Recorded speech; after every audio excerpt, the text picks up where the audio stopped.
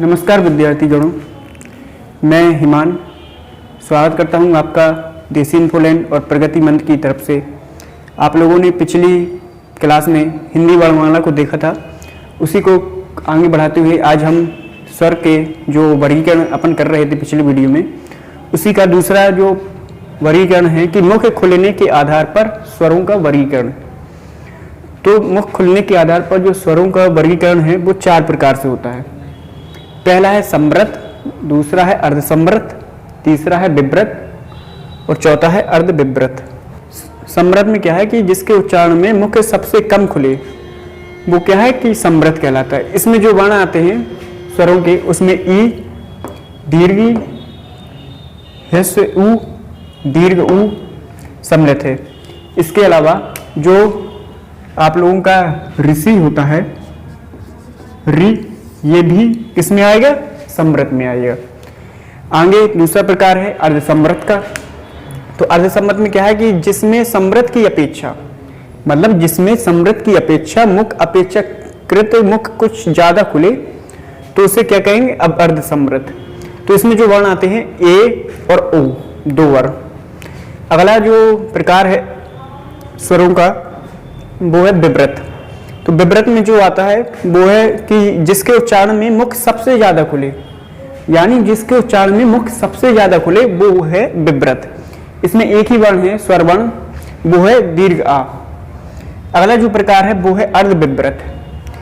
अर्धविव्रत में क्या है कि जिसके उच्चारण में मुख विव्रत की अपेक्षा, यानी जिसके उच्चारण में कुछ मुख विव्रत की अपेक्षा कुछ कम खुले, तो उसे क्या कहेंगे अपन लोग? अर्धविव्रत।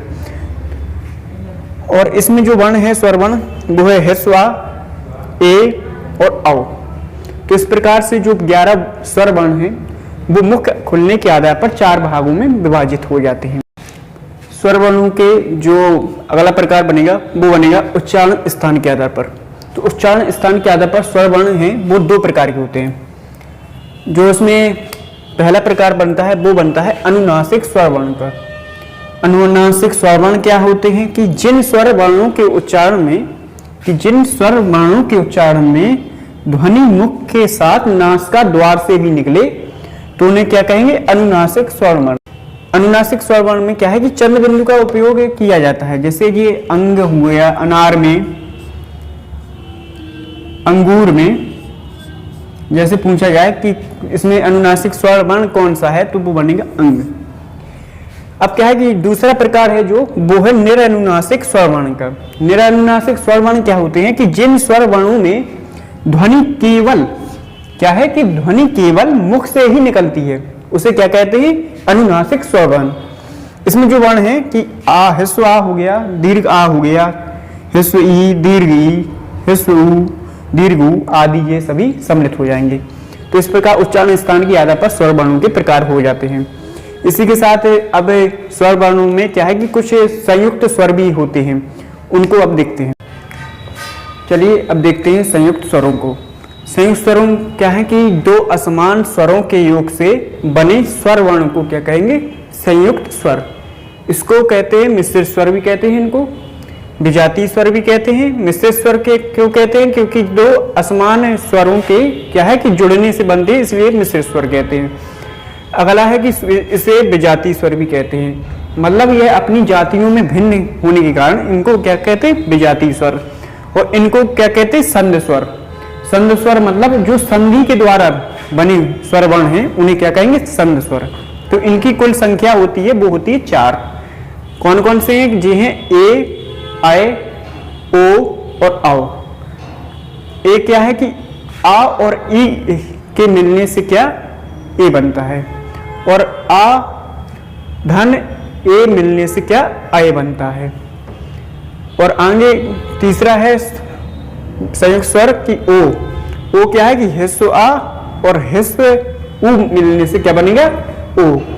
और औ कैसे बनता है कि ह्रस्व आ और धन ओ, यानी ओ के मिलने से क्या बनेगा? औ। तो इस प्रकार ये संयुक्त स्वर का जो कॉन्सेप्ट है वो 4 हैं, ए, आए, ओ, औ। तो अब आगे चलते हैं, अब पढ़ते हैं अपन लोग व्यंजन। अब अपन लोग व्यंजन को देखेंगे कि व्यंजन क्या है और इनकी कैसे कैसे इसको वर्गीकृत कर सकते हैं। तो व्यंजन क्या है कि जिन वर्णों का उच्चारण स्वतंत्र रूप से ना किया जा सके तो उन्हें क्या कहेंगे हम लोग, व्यंजन।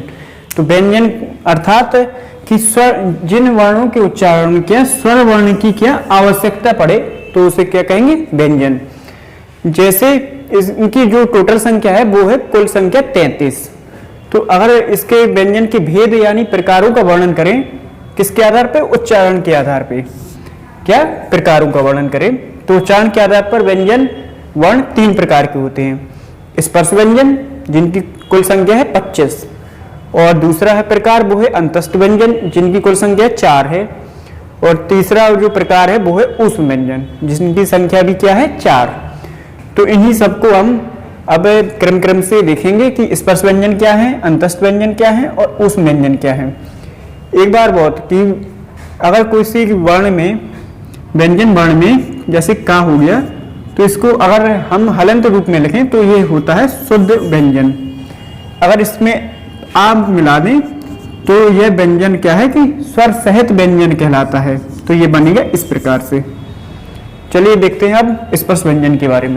अब बात करते हैं स्पर्श व्यंजनों की। स्पर्श व्यंजन में क्या है कि इसकी टोटल संख्या है 25। इसको स्पर्श व्यंजन में क्या है कि 5 वर्गों में 5-5 वर्णों को रखा गया है। तो पहला वर्ग है जो है वो है का वर्ग। तो का वर्ग में जो व्यंजन आते हैं वो है का, खा, गा, घा, इंगा। इसका जो उच्चारण स्थान है वो है क्या है, कंठ। जे का वर्ग के जो भी वर्ण है 5 वो कंठ से क्या है बोले जाते हैं। चा वर्ग अगला है, इसमें जो व्यंजन आते हैं वो है चा, छा, जा, झा, इया, और इसका जो उच्चारण स्थान क्या है, तालु।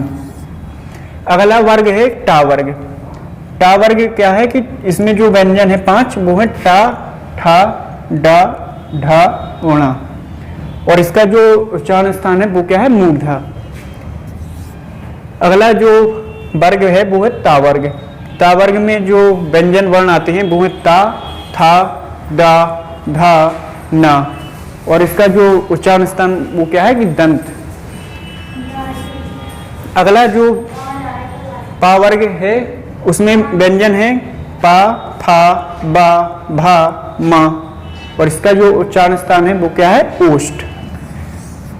इस प्रकार क्या है कि जी 5 वर्गों के उच्चारण स्थान हैं, और इसमें क्या है स्पर्श व्यंजन क्या है कि इन भागों, जब भी ये इसका उच्चारण स्थान मतलब उच्चारण होता है व्यंजन वर्णों का, तो ये क्या है कि अपने उच्चारण स्थान को क्या स्पर्श करते हैं, इसलिए इनको क्या कहते हैं, स्पर्श व्यंजन। इस अब आए कि स्पर्श संघर्षी व्यंजन कौन है, जे हैं 4 वर्ण। कौन कौन से, वो है चा वर्ग के 4 वर्ण। कौन से, चा, छा, जा और झा। ये क्या है कि स्पर्श संघर्षी व्यंजन वर्ण हैं। 5 वर्गों में जो पंचम वर्ण है प्रत्येक के इंगा, इया, णा, ना और मा, इन 5 वर्णों को क्या कहते हैं, इनको अनुनासिक वर्ण। क्या कहते हैं, अनुनासिक वर्ण। तो अनुनासिक वर्णों की संख्या कितनी हुई, 5। 5 कैसे कि प्रत्येक वर्ग का आखिरी जो वर्ण व्यंजन वर्ण है वो क्या कहलाएगा, अनुनासिक वर्ण। इसका जो उच्चारण स्थान है, इनके उच्चारण स्थान 2 होते हैं। एक होता है नासिका प्रत्येक का, और जिस वर्ग में है उसी का उच्चारण स्थान ले लिया जाता है। जैसे इंगा का क्या हो जाएगा, कंठ नासिका। इया का हो जाएगा तालु नासिका।